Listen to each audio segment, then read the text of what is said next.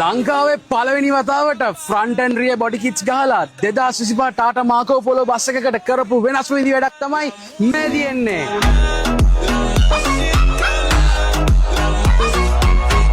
Modified bus කලාවේ හැමෝම නම කිව්ව ගමන් දන්න සන්නාමයක් තමයි මැනික් කැටේ කියන්නේ. ඉතින් මැනික් කැටේ රොයල් එඩිෂන් කියලා එයාලගේ ෆ්ලීට් එකට අලුතෙන්ම එකතු වෙච්ච ටාටා මාකෝ පොලෝ බස් එක තමයි මේ ඉතින් මගේ පිටිපස්සේ තියෙන්නේ.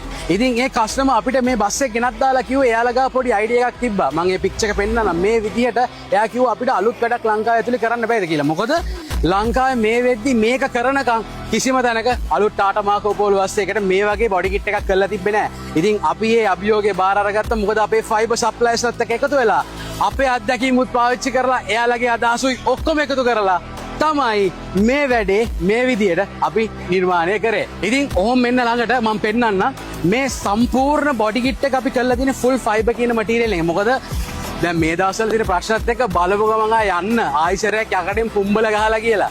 එහෙම නෙමෙයි. කලබල වෙන්නේ නැතුව හොඳින් බලන්න ඕනේ මේ සම්පූර්ණ ෆයිබර් කියන මටීරියල් එකෙන් තමයි ඉස්සරහා පස්ස දෙකම මේ බස් එකේ කරලා තියෙන්නේ.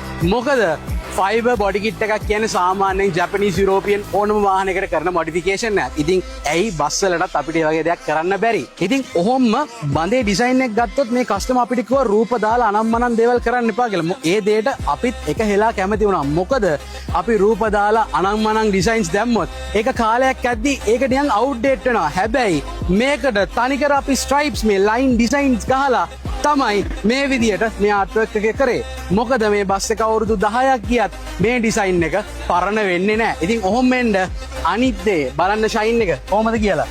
මේ කෙලින්ම මූණ බලන්න පුළුවන් විදියට ලැකර් ෆිනිෂ් එක දීලා තිනවා. විශේෂම දේ මේක සම්පූර්ණම DBA ලැකරකින් තමයි ෆිනිෂ් කළේ. ඔහොම වෙන පිටිපස්සට. ඉතින් පිටිපස්සටත් ලොකුවට වැඩ දාන්න නැතුව ෆයිබර් වලින් ඩක්ටේල් එකක් ගහලා රියර් බෆර් එකත් මොඩිෆයි කරලත් මෙන්න මේ විදියට තමයි ඒකත් ෆිනිෂ් කළේ. ඉතින් ඒ බඳට කරපු ලයින් ඩිසයින් එක තමයි මේ තියෙන්නේ. ඉතින් මේ ඉරි ටික මෙහෙම තිබ්බට රෑට පේන්නේ මෙන්න මේ වගේ. කොහොමද මේ වෙනස? ඉතින් මේ නිර්මාණය ගැන ඔයාලගේ අදහසත් පල්ලෙහාන් කමෙන්ට් එකක් දාන්න යන්න ඕනේ. එහෙනම් ජය වේවා.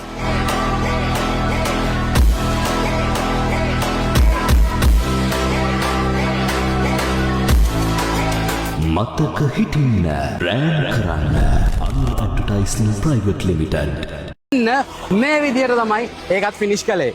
ඉතින් ඒ බඳට කරපු ලයින් ඩිසයින් එක තමයි මේ තියෙන්නේ. ඉතින් මේ ඉරි ටික මෙහෙම තිබ්බට රෑට පේන්නේ මෙන්න මේ වගේ. කොහොමද මේ වෙනස?